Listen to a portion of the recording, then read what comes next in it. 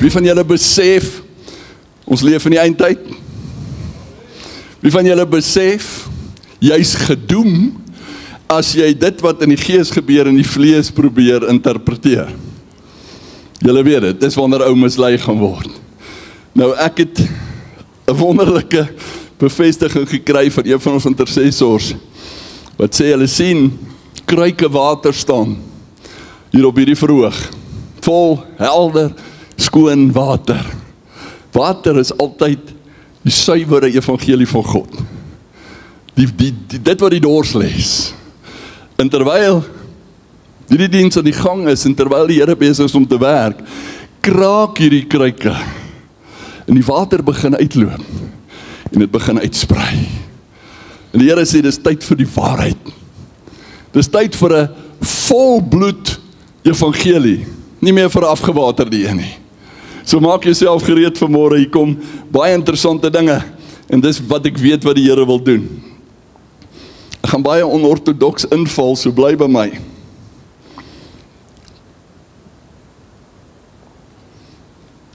Here, Here, het ons nie in U naam geprofeteer nie, in U naam duiwels uitgedryf nie, het ons nie in U naam kragtige dade gedoen nie.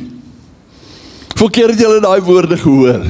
In die laaste tyd praat baie mense daaroor. Here, Here, het ons nie dit, het ons nie dat, het ons nie dit nie. En dan kom die Here en dan sê hy, dis Matteus 7, dan kom hy en dan sê hy, en dan sal ek aan hierdie mense sê, ek het julle nooit geken nie. Hy sê, gaan weg van my, julle wat die ongeregtigheid werk. Kyk, vir baie van ons mense is dit maak jou heeltemal die mekaar. Dit gooi jou hele fokus af. Dit kom op 'n punt wat jy sê, nou verstaan ek glad nie. Hoe kan die Here sê, hy het ons nooit geken nie? Hoe werk hierdie? Ek gaan vanmôre 4 goed met julle hanteer, en dis dalk die 4 kruike waarvan ons praat. Gaan 4 goed vinnig met julle hanteer, want op die oomblik word ons oorval deur navraag, deur mense wat wil antwoorde hê. Weet jy wat vir my die lekkerste is? Ons word oorval van mense wat van buite af bel, wat sê, pastoor, jou naam op 'n webpage gekry of ergens, ek het die kerk gebel, en weet jy wat? Ek kan nie so aangaan nie. My lewe moet in lyn kom. Ek wil by die Here uitkom, want daar's honger vir meer van die Here. Hoekom? Want die tyd is min. Mense begin dit besef in die gees. As jy om jou kyk in die wêreld, dan gaan jy begin besef, wow, hierdie gaan rowwe dinge wees. Nou goed, hierdie woorde wat sê, gaan weg van my, julle wat die ongeregtigheid werk. Dit moet seker van die mees vreesaanjaende, mees verdoemende, finale woorde wees, wat 'n mens kan hoor. Dit is woorde wat jou hele toekoms in die ewigheid gaan bepaal. En is baie erg. Hierdie word as 'n waarskuwing gebruik vir en teen valse doktrines, add-on gimmicks in die kerk, nagemaakte Christendom, afgewaterde leerstellings en natuurlik ook woordverkondiging word dit gebruik. Nou ek wil dit vir julle sê, die skrifgedeelte word ongelukkig verkeerdelik aangehaal. En die groot woord is misbruik en uit konteks aangehaal. So ek is bly julle is môre hier, want ek weet die gees van die Here gaan vir julle ding oopmaak. Die toepassing daarvan is goed. Dis dieselfde beginsels. Die toepassing is pyk, is fantasties. Maar die konteks is iets anders. Wie van julle besef die roeping op jou lewe is onherroepelik? Van julle besef, elkeen van ons die roeping, elkeen van ons het 'n calling. En is onherroepelik. Die Here gaan dit nooit terugvat nie. Hy sê dit so mooi, Romeine 11:29 in die Amplified. For God's gifts and His calls are irrevocable. He never withdraws them when once they are given, and He does not change His mind about those to whom He gives His grace or to whom He sends His call. Dis onherroepelik. Nou, waar kom jy nou vandaan, pastoor? Hoor gou hierso. Dis vir my so mooi. Jou roeping maak jou nie heilige nie. Kan ek dit weer sê? Jou roeping maak nie van jou 'n saint nie. Dis net 'n gawe. Dis net 'n funksie in die koninkryk van die hemele. In samewerking met die Here. Dis nie 'n status simbool nie. Dis nie 'n rang nie. Dis nie vir jou eie gewin nie. Julle almal ken die oud evangelis, Rassie Erasmus, nie die bokcoach nie. Oud evangelis, Rassie Erasmus. Ek's 'n produk van sy bediening. Party van julle weet waaroor ek nou praat. Maar weet julle wat? Hierdie man was 'n man van God. Hy was so naby die Here. Daar word vertel uit staaltjies, hy sal in 'n kerk inloop van agteraf met die gitaar terwyl hy koortjies sing. Soos wat hy loop, val die mense onder die krag van die Here. Oral waar hy gaan. Want is die salwing wat hy gedra het. Hy het soveel mense genees, vir hulle gebid en dan genees die Here en alles. Maar die hartseer is dit. Op die einde van die dag, met alles wat gebeur het in sy lewe, word hy 'n volslae alkoholist. Volslae. Hy lê op straat, 'n boemelaar, hawelose mens. Ek sê altyd so dronk soos 'n tor. Hy weet nie waar sy nie.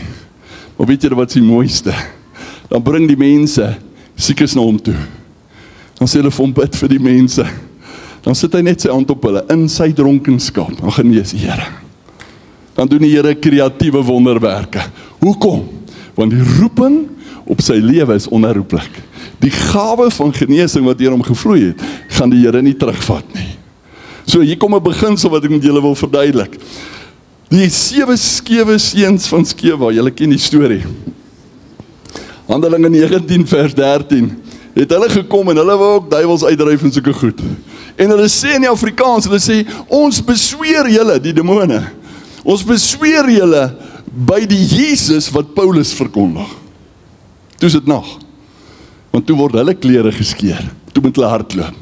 Want toe kom daai roeping was nie op hulle nie. Daai salwing was nie op hulle nie. Simon die towenaar, Handeling 8. Hy het geld kom aanbied vir die profete en gesê, hoorie, julle operate lekker. Ek wil dit ook hê. Wat kos dit? Die manier wat julle dinge doen. Die roeping is onherroepelik. Hier is die probleem.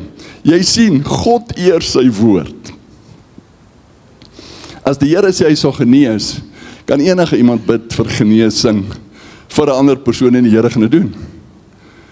Hy eer sy woord, want hy is nie 'n aannemer van die persoon nie, ongelukkig. Die instrument wat hierdie woord oordra, die prediker, of die sangleier, of die pastoor, of die selherder, of jy as individu, kan die kanaal wees, dit kan die tuinslang wees, wat deur vloei, maar die persoon kan verlore gaan.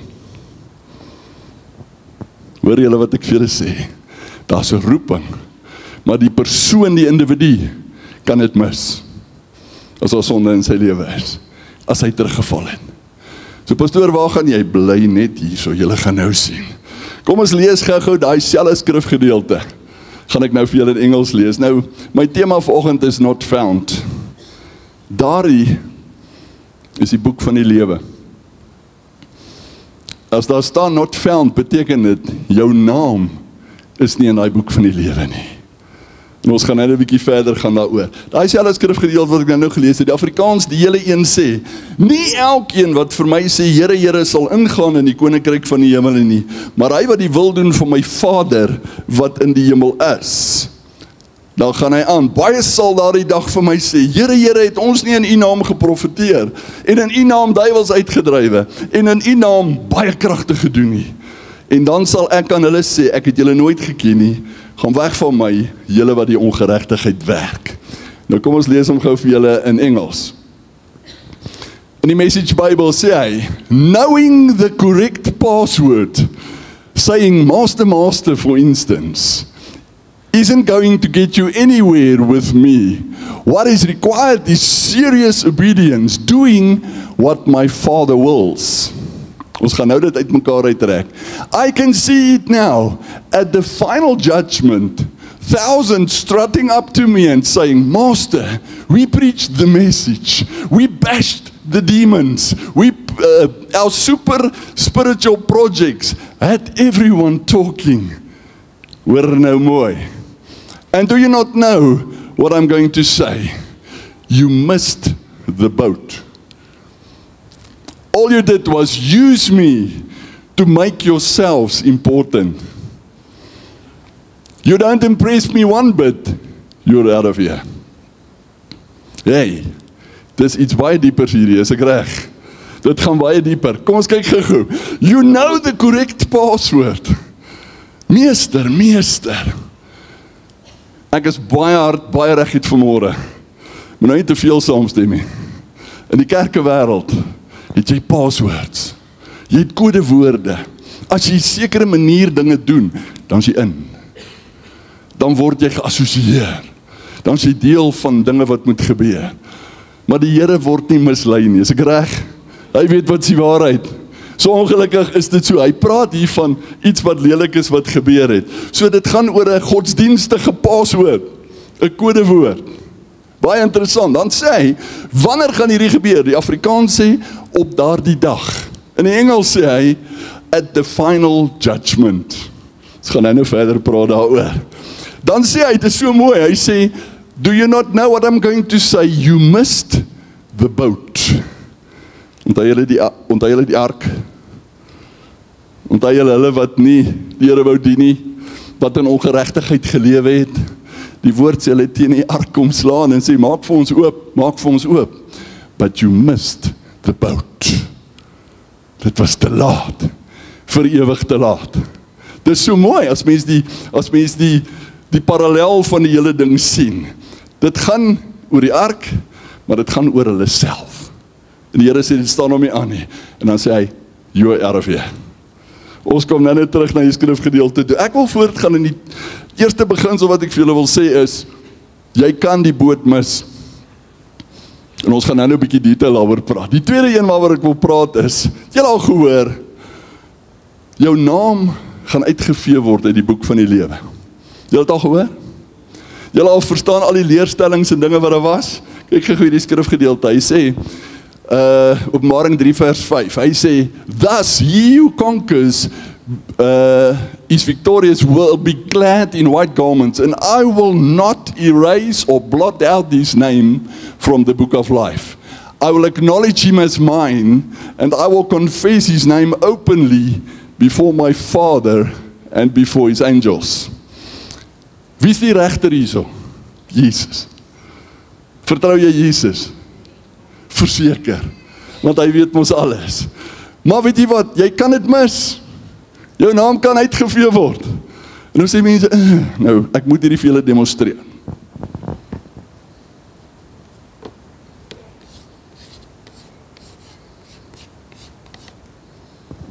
Sê maar, jou naam is Piet. Al die Piete wat hy is, hier is vir julle. Sê maar, jou naam is Piet. Is geskryf in die boek van die lewe. Wat het mense julle altyd geleer? Jy doen sonde. Jy val so 'n bietjie terug.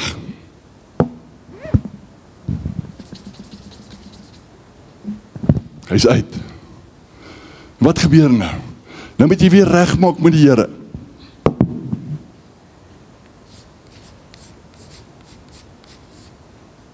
Jou naam is weer terug. Verstaan julle hoeveel admin is hierdie? Dis nie die beginsel nie. Nou daar's twee leerstellings rondom die boek van die lewe en ek wil baie vinnig daardeur gaan. Ek gaan vir julle sê wat ek glo met my hele hart, maar dis baie interessant vir my. Daar's twee interpretasies. Vers 4 van daai skrifgedeelte sê, I will come like a thief. Dit beteken dit praat van die wegraping. Daai praat van die wegraping. Nee? Nou hoor gou hierso mooi. Daar's twee interpretasies van die boek van die lewe. Dit is so mooi. Nou om julle verstaan, van Adam af tot waar ons vandag is, hulle sê dis so 104 plus generasies wat geleef het. Die wetenskaplikes sê 120 biljoen mense is gebore al op aarde. Dis bietjie baie. Wie van julle het al saam met 1000 mense gesit? Wie van julle het al saam met 10.000 gesit? 100.000, 1 miljoen, 1 biljoen. Hey, dit raak besig. Dis 'n baie groot ding. Hy sê 120 biljoen mense het bestaan. Nou is daar twee interpretasies van die boek van die lewe. Die een is Die dag as jy jou hart vir die Here gee, dan skryf die Here jou naam in die boek van die lewe.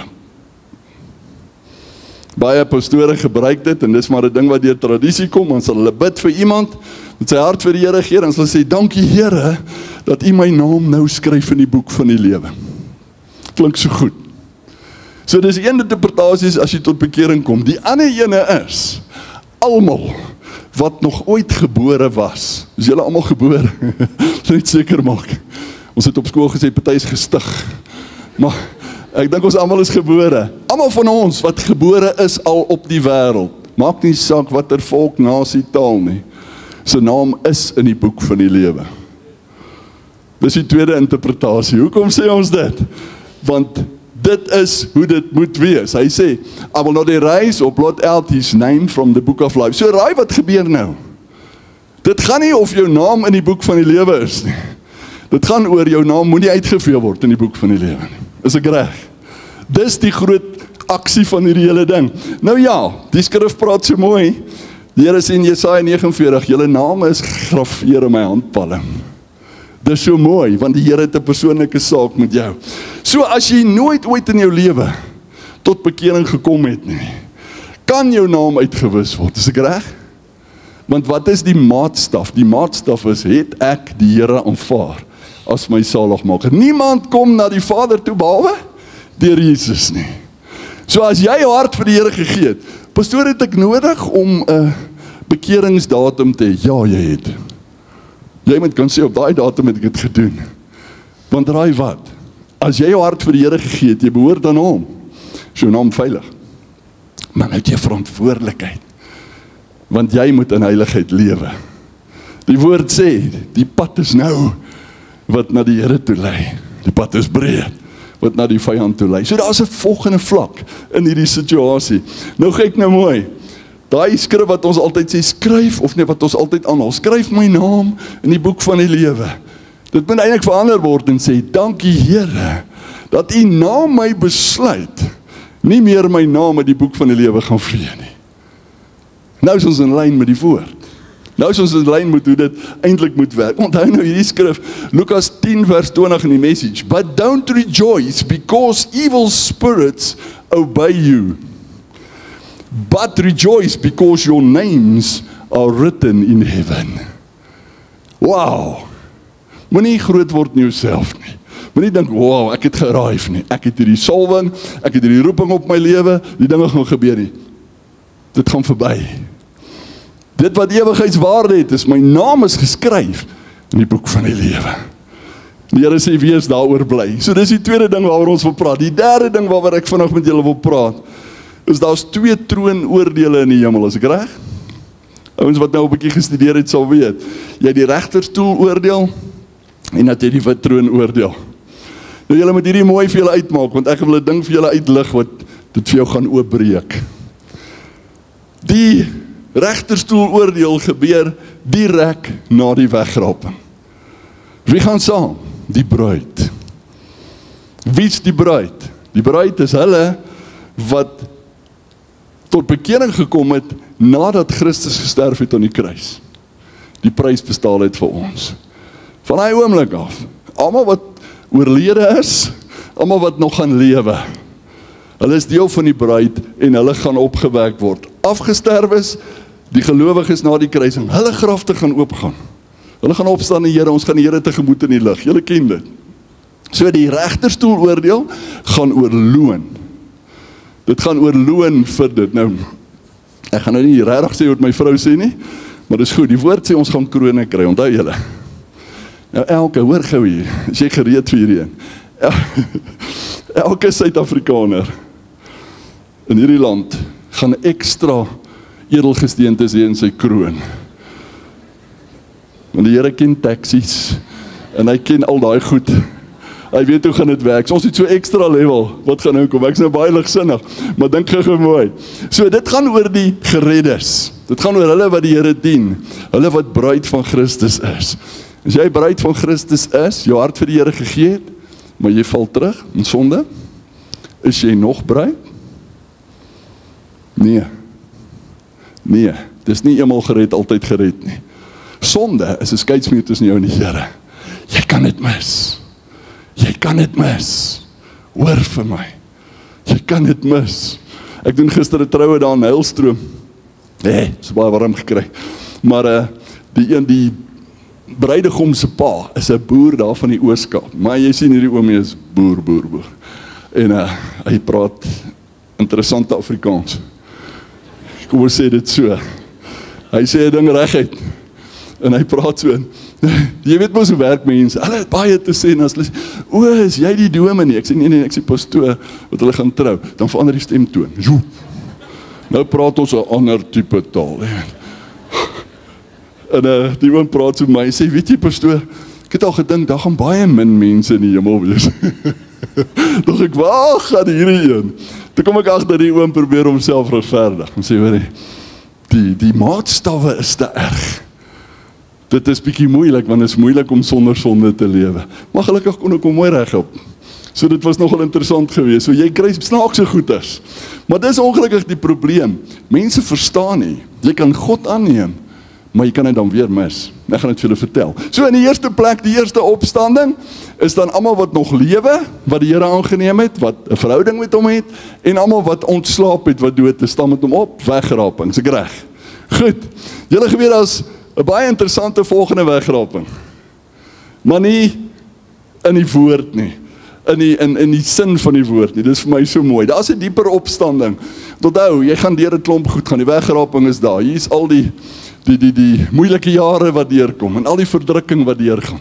En aan die einde van die verdrukking kom Jesus terug. Voete op die Olyfberg.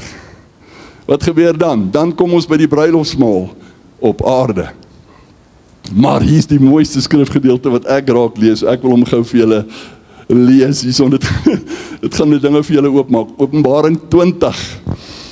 Hy sê, and I saw the souls of those who had been beheaded because of the testimony of Jesus and because of the word of God, and those who had refused to worship the beast or his image and had not accepted his mark on their forehead or on their hand.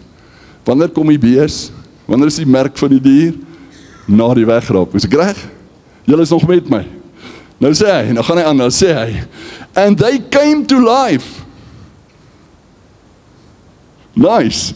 And reigned with Christ for 1,000 years. Waar? Op aarde. They came to life.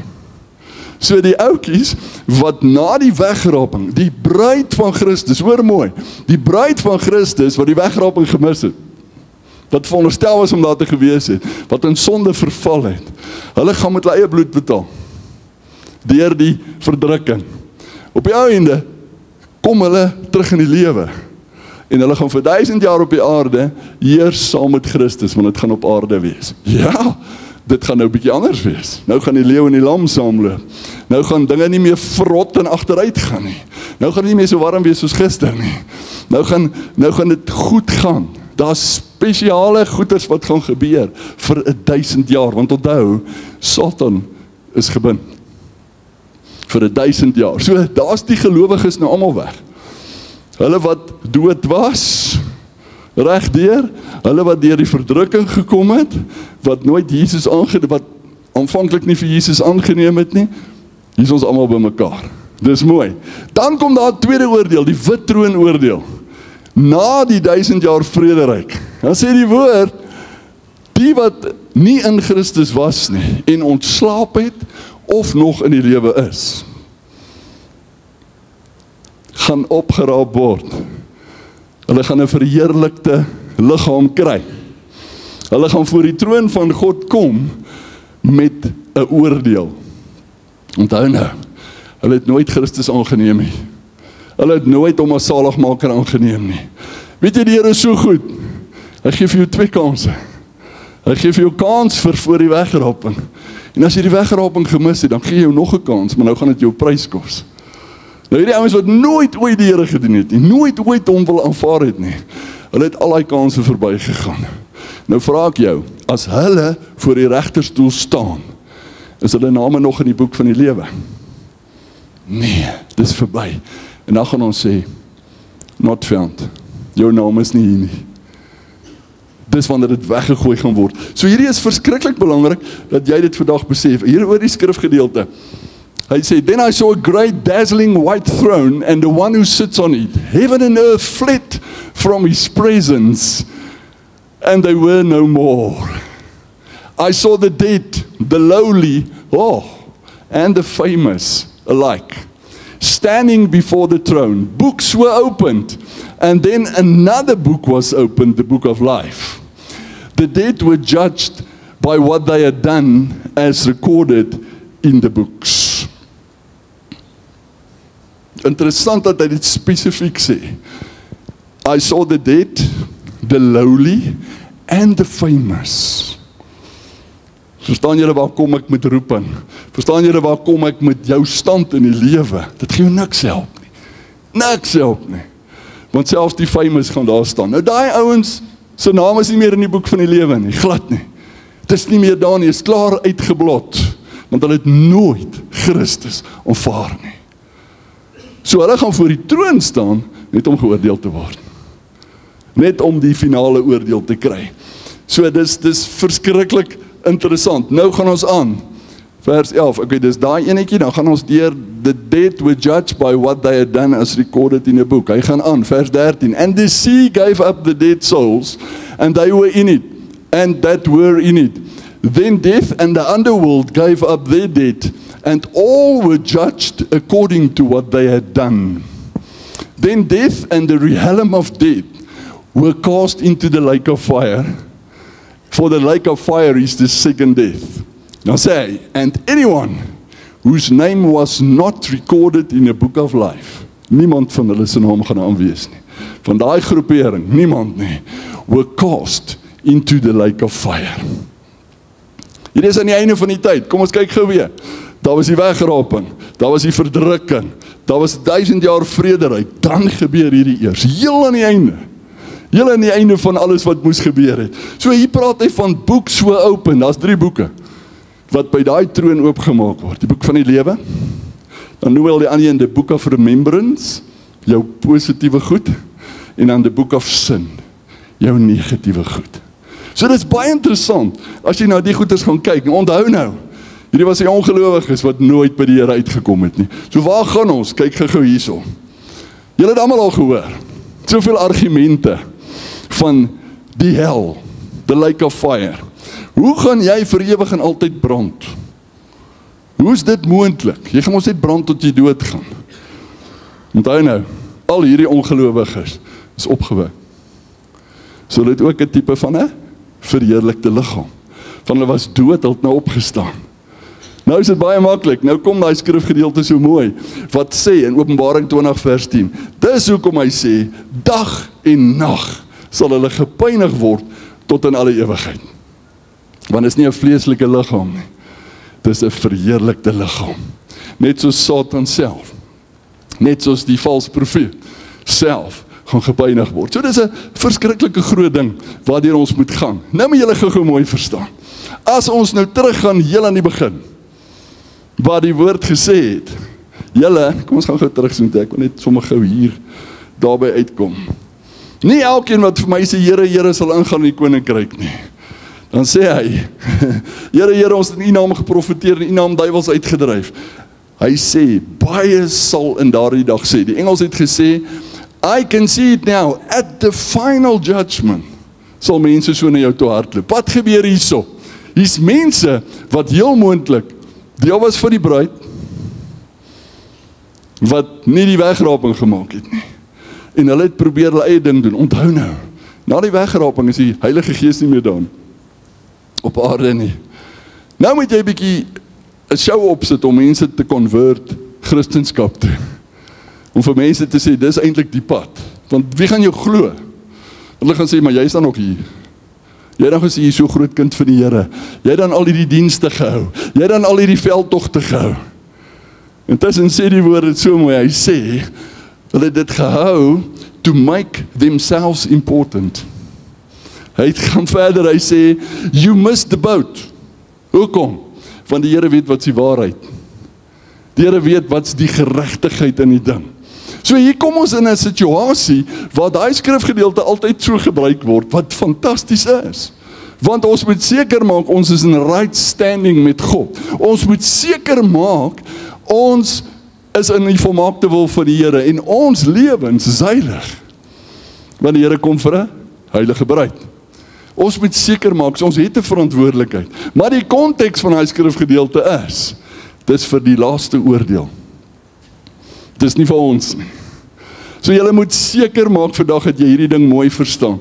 Jy kan daai vers gebruik, soos wat ons hom gebruik, om vir mense te sê, hey, dis nie net Here, Here nie, dis nie net lippetaal nie. Jy kan dit so gebruik, maar dis ook nie konteks nie. So is belangrik dat jy dit vandag net snap. Nou goed, kom ons gaan gou verder aan. Dan is daar 'n baie, die vierde ding wat ek met julle wil deel, baie interessante skrif, wat baie mense baie moeilik vind. En ek kry verskriklik navraag daarvan, en ek sien dis reg oor die kerkewêreld. Dit staan in Hebreërs 6, nogal Nuwe Testament, lees gou saam my. Want dit is onmoontlik om die wat eenmaal verlig geword het, en die hemelse gawe gesmaak het, en die Heilige Gees deelagtig geword het, en die goeie woord van God gesmaak het, en die kragte van die toekomstige wêreld, en afvallig geword het, om die weer tot bekering te vernuwe. Omdat hulle ten opsigte van hulle self die Seun van God weer kruisig, en openlik tot skande maak. Hey, pastoor, praat met my. Die groot ding hierso gaan oor daai een woordjie, wat afvallig geword het. Nou hier praat ons nie van iemand wat gestruikel het, of gesondig het nie. Ons praat van vol, in daai opsig, en daarvoor is daar vergifnis. Dis hoekom dit belangrik is dat ek en jy in vergifnis lewe, dat ons heeltyd daai verhouding met God het. Jy moet verstaan, jy doen sonde. Jy laat goed doen in jou lewe waarvan jy nie eens weet nie. Wat vir die Here 'n probleem is. Nou daarom is dit belangrik, as jy bid, sê Here, vergewe my skulde, ook dit waarvan ek nie eens weet nie. Dit is belangrik dat jy dit doen. Daag jou uit, ek het dit onlangs ook hier gesê. Gaan bietjie en sê jy, Here, wys my in my lewe, wat hou my terug geestelik? Wys my, wat moet ek verander in my lewe? En dan moet jy vas staan. Want die Here gaan vir jou goed wys wat jy nie verwag het nie. En dan moet jy verskil maak, jy moet 'n besluit neem. Want jou begeerte is om nader aan die Here te kom. So wees versigtig wat jy vra, want die Here gaan dit vir jou wys. Maar die skrif hierso sê afvallig geword. Nou afvallig in die Grieks is 'n vreeslike woord. Parapito. Parapipto. Nou is dit nou nog 'n p in. Parapipto. Dis 'n vreeslike woord. Daai woord beteken to apostatize, to have deliberately abandoned or renounce one's Christian faith, a willful turning away from God and Christian teachings, stubbornness. Onthou, daai skrif sê, dit is onmoontlik om die wat eenmaal verlig geword het. Nou sê maar, waar is die genade van die Here? Hoe is dit moontlik? Dit dui net op een ding, en die teoloë slaan mekaar hieroor. Dit dui net op een ding. Hierdie gaan oor iemand wat die Here voluit gedien het, op 'n stadium, in sy roeping was. Here het heel moontlik deur hom gewerk, met gawes en alles. Maar hierdie persoon het nie net geval in sonde nie, hy het teruggeval. Hy het op 'n punt gekom wat hy gesê het, hierdie is nie vir my nie. Ek sweer dit af. En ongelukkig, dan oorlede is. Hoekom? Terwyl jy asemhaal, kan jy nog vergifnis kry. Ons is nie soos ander gelowe wat as jy klaar die asem uitgeblaas het, kan jy nog vir 5 dae in die hemel inbid nie. Dit werk nie so nie. Die oomblik as jy jou asem uitblaas, dan stop die droom vir God in jou lewe. Jou bediening stop op daai oomblik. Jou roeping stop op daai oomblik. What was done is done. So wat nou? Dis wanneer jy moet weet, jy is op die regte plek. Jou hart en jou saak met die Here is reg. In hierdie geval is dit mense wat teruggeval het, afvallig geword het, is 'n volgende vlak, wat dinge afgesweer het, en wat gesê het, dis nie vir ons nie. En ongelukkig in die proses, die tydige met die ewige verwissel het. Nou is daar geen hoop nie. Nou sê hy, dis onmoontlik om hulle weer by die Here uit te bring? Ja, want hulle is dood. En die hartseer daarvan is,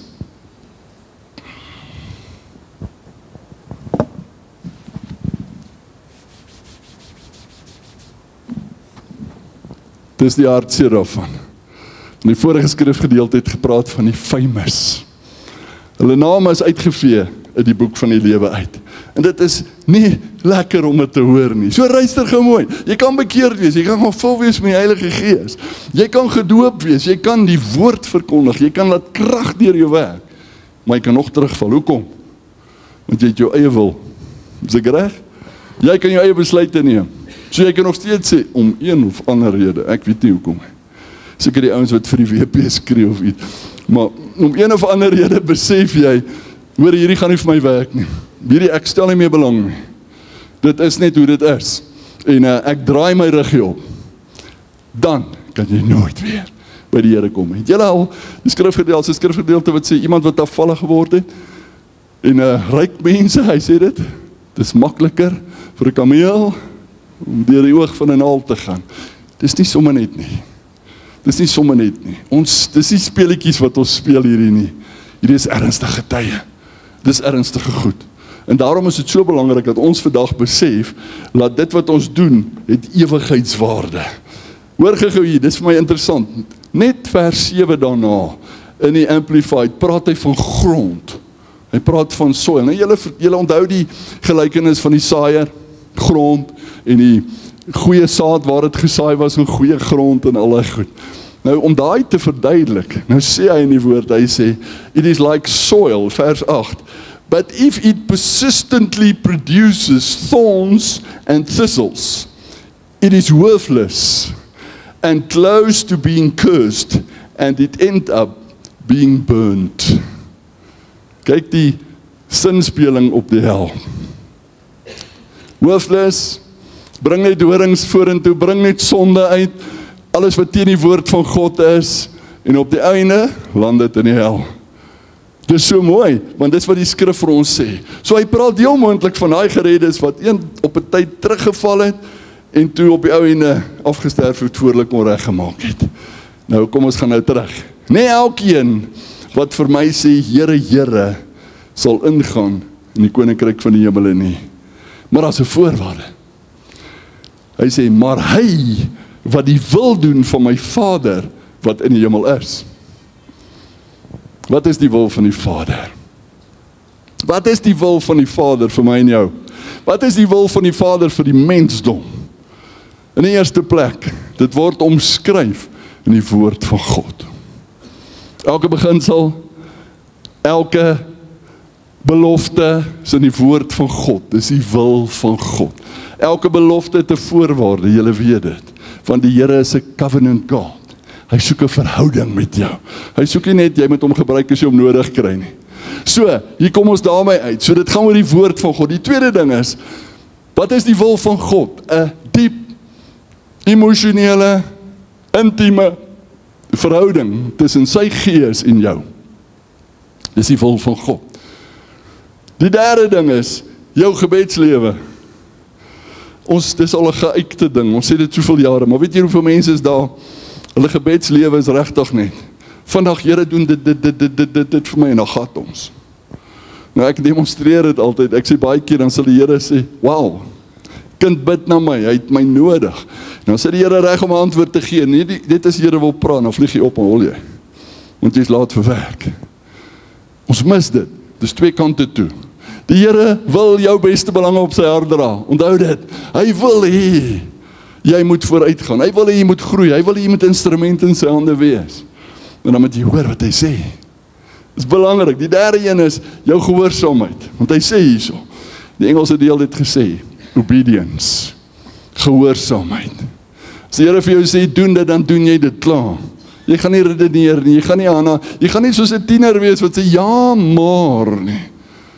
Jy gaan doen wat die Here vir jou sê, want jy weet, jy kan hom vertrou, jy kan op hom staat maak. Dis deel van die wil van God. Die roeping op jou lewe is deel van die wil van God, maar bly in sy riglyne, bly in dit wat hy vir jou instoor het, moenie jou eie ding gaan doen nie, jou eie planne gaan maak nie. Want dan gaan jy net jou eie gewin soek. En dan natuurlik, jy moet besig gevind word met sy opdrag, as hy kom om ons te kom haal. Dit is so belangrik, dit is so maklik om dit te mis, maar dit is die punt. En dan natuurlik, totale oorgawe aan God se wil en sy manier van dinge doen in jou lewe. Nie jou eie manier nie, nie jou eie intellekkie nie, nie jou eie breinkrag nie, nee, God se wil in jou lewe. En dan die mooiste een, volg Jesus se voorbeeld. Wees 'n dienaar-leier. Wees daar om die vuilwerk te doen. Wees daar om dit te doen wat ander mense nie wil doen nie, want dit is benede hulle. Want as jy dit doen, dan skaar jy jouself by Jesus, want dit was sy voorbeeld. Dis wat hy gedoen het. Dit was sy voorbeeld. So hier is 'n hele paar goed wat in plek val. Maar ek wil vandag vir julle sê, kom ons begin gou by 'n kant, ons vat dit vir julle saam. Gaan weg van my, ek het julle nooit geken nie. Die Here het almal geken. Die Here is almagtig. Hy weet van elke persoon wat gebore is. Hy sê eintlik, ek het nooit 'n verhouding met jou gehad nie. Jy het nooit na my toe gekom, jou hart vir my gegee nie. Jy het nooit aan my gesubmit en my aangeneem as jou persoonlike saligmaker nie. Daarom sê hy, ek het jou nooit geken nie. So dis die eerste ding. Die tweede ding is belangrik.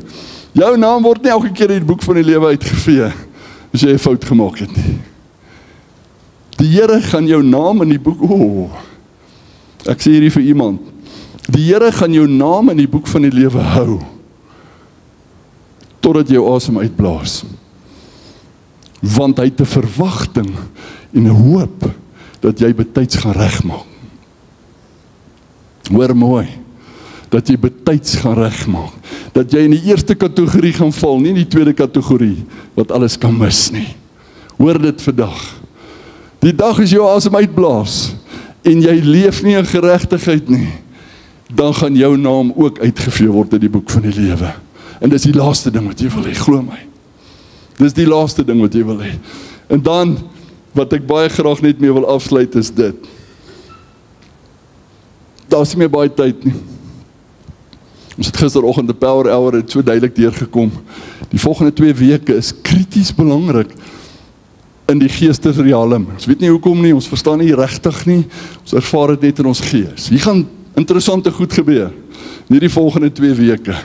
So hou dit baie mooi dop. Nou sê ek weer, onthou julle Romeine 8 vers 5, die wat vleeslik is, bedink vleeslike dinge, die wat geestelik is, geestelike dinge. Wees wakker, wees op julle hoede, want hier kom nou groot dinge. Hier gaan groot dinge begin gebeur in die geestesrealm.